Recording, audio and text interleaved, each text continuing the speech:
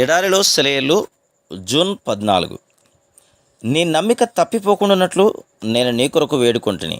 లూకా సువార్త 22:32. క్రైస్తవుడా, నీ విశ్వాసాన్ని గురించి జాగ్రత్త పడు. ఆశీర్వాదాలను పొందడానికి ఏకైక మార్గం విశ్వాసమే అని గుర్తుంచుకో. కేవలం ప్రార్థన వల్ల దేవుని నుండి జవాబులు రావట్లేం. ఆ ప్రార్థన విశ్వసించే వ్యక్తి చేసిన ప్రార్థన అయి ఉండాలి. పరలోకాన్ని భూమిని కలిపే టెలిగ్రాఫ్ తీగే విశ్వాసమే.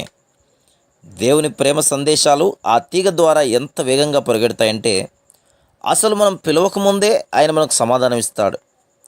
మనం మాట్లాడడం ముగించక మునిపే ఆయన అర్థం చేసుకుంటాడు.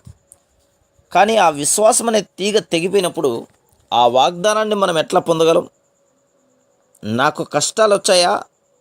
నాకు సహాయం విశ్వాసం ద్వారానే దొరుకుతుంది. శత్రువు నన్ను లొంగదీస్తున్నాడా? విశ్వాసం ద్వారానే నా ఆత్మ తన ఆశ్రయదుర్గాన్ని చేరుకుంటుంది. అయితే విశ్వాసాన్ని తీసేయండి.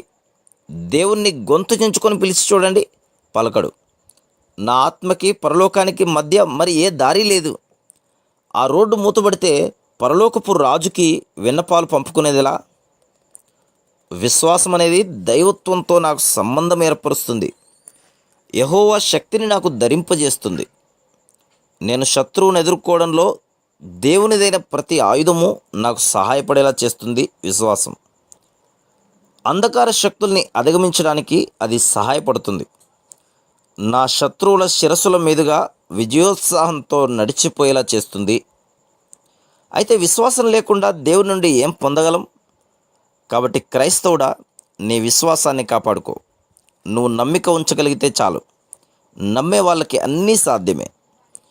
మనకి విశ్వాసం లాంటి మానసికమైన దానికంటే మరేదో తాకి చూసి తెలుసుకోగలిగింది కావాలంటాం.